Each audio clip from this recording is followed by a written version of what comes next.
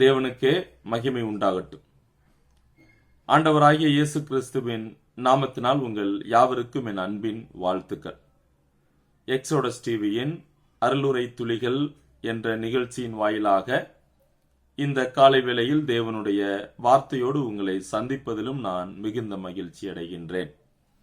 இன்றைய காலை தியானத்திற்காக அப்போஸ்தலனாகிய பவுல் கொலோசையருக்கு எழுதின நிருபம் 3ஆம் அதிகாரத்திலிருந்து நாம் சிந்திக்க இருக்கின்றோம். அப்போஸ்தலனாகிய பவுல் கொலோசையருக்கு எழுதின நிருபத்தில் 3ஆம் அதிகாரத்திலிருந்து நாம் சிந்திக்கலாம். சரி, என்னோடு கூட நீங்களும் அந்த வேத பகுதியை நீங்கள் எடுத்து வைத்துக் கொள்ளுங்கள். பொதுவாக அப்போஸ்தலனாகிய பவுல் தன்னுடைய வழக்கத்தின்படி, அதாவது எல்லா நிருபங்களிலேயும் முதல் பகுதி உபதேசங்களுக்கு, அதாவது போதனைகளுக்கு முக்கியத்துவம் கொடுப்பார்.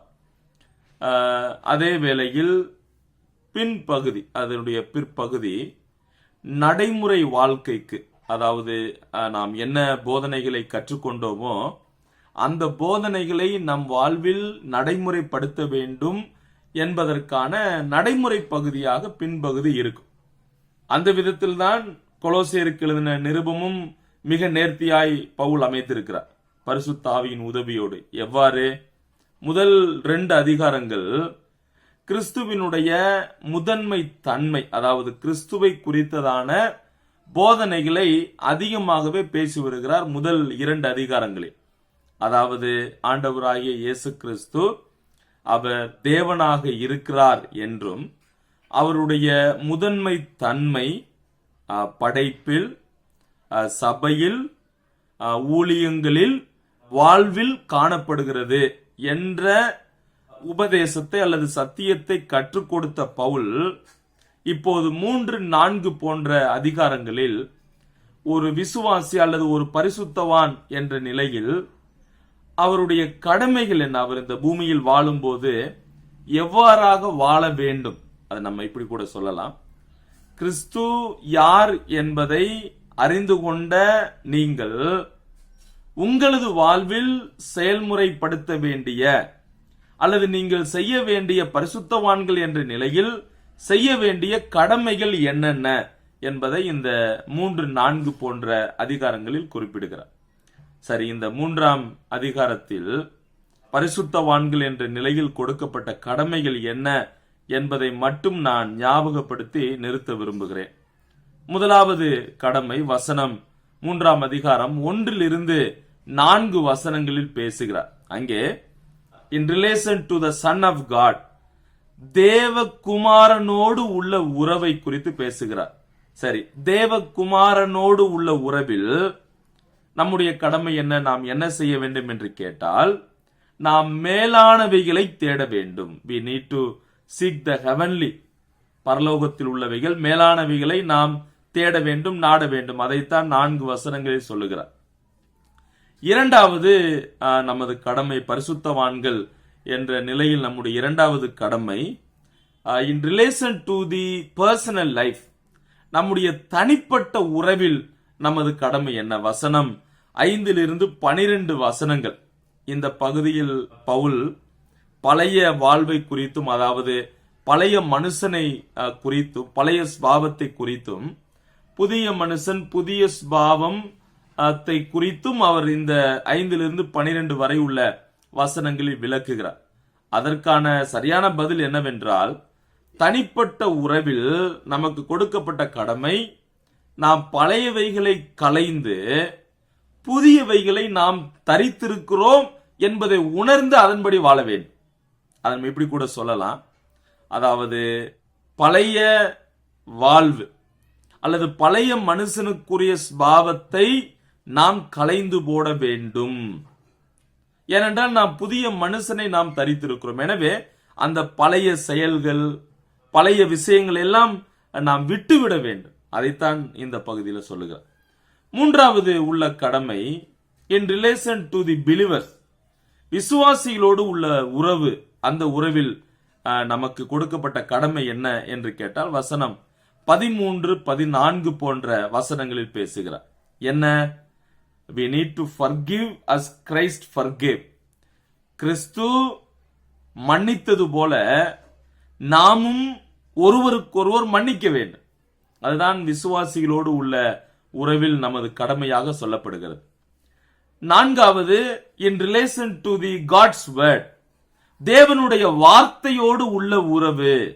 தேவனுடைய வார்த்தையோடு உள்ள உறவில் நமக்கு கொடுக்கப்பட்ட கடமை என்ன அப்படின்னா, தேவனுடைய வார்த்தை பரிபூர்ணமாய் நமக்குள் வாசமாய் இருப்பதற்கு நாம் அனுமதிக்க வேண்டும். அந்த வார்த்தை பார்த்தீங்கன்னா, பரிபூர்ணமாய் வாசமாய் இருக்கட்டும், டு டுவெல். எப்படி?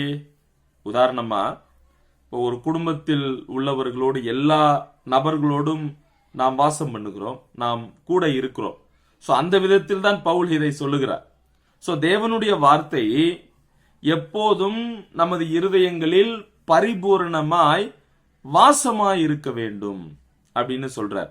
அப்ப தேவனுடைய வார்த்தை நம்முடைய வாழ்வில் பரிபூர்ணமாய் இருப்பதற்கு, வாசம் செய்வதற்கு நாம் அனுமதி கொடுக்க வேண்டும். அப்படி அனுமதி கொடுக்காமல் எந்த ஒரு மாற்றமும் நமது வாழ்வில் நடைபெறாது. சரி, ஐந்தாவது விஷயம், ஐந்தாவது கடமை, தேவனுடைய வேலையோடு உள்ள உறவில், in relation to the work with God. தேவ வேலையோடு உள்ள உறவு என்ன அப்படின்னு கேட்டா, அதுல நமது கடமை என்ன என்று கேட்டால், வசனம் 17 சொல்லுகிறார். என்ன சொல்லுகிறார்? கர்த்தரின் நாமத்தில் நாம் செய்ய வேண்டும். அந்த வசனத்தை நீங்கள் படித்தால் புரிந்து கொள்ளலாம். வார்த்தையினாலாவது கிரியைகளினாலாவது நீங்கள் எதை செய்தாலும் அதையெல்லாம் கர்த்தராகிய இயேசுவின் நாமத்தினாலே செய்து. சோ அப்ப தேவனுடைய வேலையோடு உள்ள உறவில் நமக்கு கொடுக்கப்பட்ட கடமை என்ன அப்படின்னா, நாம் எதை செய்தாலும் அவருக்காக நாம் செய்ய வேண்டும், அல்லது அவருடைய நாமத்தினால் நாம் செய்ய வேண்டும். ஏதோ மனுஷர்களுக்காகவோ அல்லது மனுஷர்களை பிரியப்படுத்துவதற்காகவோ ஏதோ ஒரு கடமைக்காகவோ நாம் செய்யக்கூடாது. மாறாக அவருடைய நாமத்தினால் நாம் செய்ய வேண்டும். ஆறாவது விஷயம், ஆறாவது கடமை, in relation to the family, குடும்பத்தோடு உள்ள உறவில். அதற்கு வசனம் 18 21 வரை உள்ள வசனங்களில் பேசுகிறார். 3, அதாவது குடும்பத்தில் இருக்கக்கூடிய 3 உறவுகள். ஒன்று கணவன், இரண்டாவது மனைவி, மூன்றாவது பிள்ளைகள். இந்த 3 உறவில் நமக்கு கொடுக்கப்பட்ட கடமை என்ன என்று கேட்டால், வசனம் 18 21 வசனத்தை கவனியுங்கள். மனைவிகளை என்று ஆரம்பிக்கிறார். மனைவிகள் புருஷருக்கு கீழ்ப்படிய வேண்டும். சோ அவர்களுடைய கடமை கீழ்ப்படிய வேண்டும். இரண்டாவது, புருஷருடைய கடமை என்ன செய்ய வேண்டும்? மனைவிகள் மீது நாம் அன்பு கூற வேண்டும். சோ அன்பு கூற வேண்டும். அது மட்டுமல்ல, அவர்களை நாம் கசந்து கொள்ளக்கூடாது. இது நமக்கு கொடுக்கப்பட்ட இரண்டாவது கடமை, குடும்பம் என்ற அந்த உறவில். மூன்றாவது பாருங்கள், பிள்ளைகளை குறித்து சொல்லப்பட்டிருக்கிறது. பிள்ளைகள் என்ன செய்ய வேண்டும்? they need to obey their parents. அவருடைய பெற்றோர்களுக்கு எல்லா காரியத்திலேயும் கீழ்ப்படிய வேண்டும். இது கர்த்தருக்கு பிரியமானதாகவும் இருக்கிறது. அதுபோல பெற்றோர்கள் என்ன செய்ய வேண்டும்? அவர்களை கோபமூட்டக்கூடாது, திடனற்று போகாதபடி அவர்களை கோபமூட்டாதிருங்கள் என்று சொல்லுங்க. அப்ப சுருக்கமா சொல்ல போனா, குடும்பத்தோடு உள்ள உறவுல என்னென்ன அவசியம்? Obedience, love, encouragement. சரியா? இந்த விஷயங்கள் அவசியம். இதுதான் நமக்கு கொடுக்கப்பட்ட கடமை. கடைசியாக வசனம் 22 25 வரை உள்ள வசனங்களில் வேலையோடு உள்ள உறவு, இன் ரிலேஷன் டு தி ஒர்க், நமது கடமை என்ன அப்படின்னா, செய்ய வேண்டிய கணத்தையும் ஊழியத்தையும் வேலையையும் சரியாய் செய்ய வேண்டும். இங்கே 2 நபர்களை உதாரணமா பவுல் சொல்லுகிறார். ஒன்று எஜமான்கள், மற்றொன்று வேலைக்காரர்கள். சரி, எஜமான்கள் என்ன செய்ய வேண்டும்?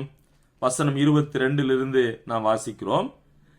எஜமான்கள் எல்லா சூழ்நிலையிலும் வேலைக்காரர்களுக்கு உதவி செய்ய வேண்டும். சரி, ஊழியக்காரர்கள் என்ன செய்ய வேண்டும்? தங்கள் எஜமான்களுக்கு கீழ்ப்படிந்து உண்மையுள்ளவர்களாக இருக்க வேண்டும். அதன் பின்புதான் அந்த வசனம் வருகிறது. என்ன? எதை செய்தாலும் அதை மனுஷர்களுக்கென்று செய்யாமல் கர்த்தருக்கென்றே மனப்பூர்வமாய் செய்யுங்கள். அப்ப இந்த காலை வேளையில் பரிசுத்தவான்கள் என்ற நிலையில் உங்களுக்கும் எனக்கும் சில கடமைகள் கொடுக்கப்பட்டிருக்கிறது. அந்த கடமைகளை தான் கொலோசியர் 3ஆம் அதிகாரத்தில் பவுல் விளக்குகிறார். என்ன? தேவகுமாரனோடு உள்ள உறவில் நாம் மேலானவைகளை நாம் தேட வேண்டும், நாட வேண்டும். நம்முடைய தனிப்பட்ட உறவில் பழையவைகளை களைந்து நாம் புதியவைகளை தரிக்க வேண்டும். விசுவாசிகளோடு உள்ள உறவில் என்ன? கிறிஸ்து எப்படி நம்மை மன்னித்தாரோ அதுபோல நாமும் ஒருவரை ஒருவர் மன்னிக்க வேண்டும். 4வது, தேவனுடைய வார்த்தையோடு உள்ள உறவில் என்ன செய்ய வேண்டும்? தேவனுடைய வசனம், வார்த்தை பரிபூர்ணமாய் நம்மில் வசிக்க வேண்டும். அடுத்து, தேவனுடைய வேலையோடு உள்ள உறவில் என்ன செய்ய வேண்டும்? நாம் எதை செய்தாலும் கர்த்தரின் நாமத்தில் செய்ய வேண்டும். 6வது, குடும்பத்தோடு உள்ள உறவில் அங்கே என்ன இருக்க வேண்டும்? கீழ்ப்படிதல், அன்பு, உற்சாகமூட்டுதல் இருக்க வேண்டும். கடைசியாக, வேலையோடு உள்ள உறவில் எஜமான்கள் வேலைக்காரர்களுக்கு செய்ய வேண்டியவைகளை செய்ய வேண்டும். வேலைக்காரர்கள் எஜமான்களுக்கு கீழ்ப்படிதலோடும் உண்மையோடும் செய்ய வேண்டும், மனப்பூர்வமாய் செய்ய வேண்டும். இந்த கடமைகளை உணர்ந்து நீங்களும் நானும் ஆண்டவருக்காக இந்த கடமைகளை நிறைவேற்றி அவர் நாமம் மகிமைக்காக வாழ ஆண்டவர் நமக்கு உதவி செய்வாராக. தேவனுடைய நாமம் மகிமைப்படட்டும். ஆமென்.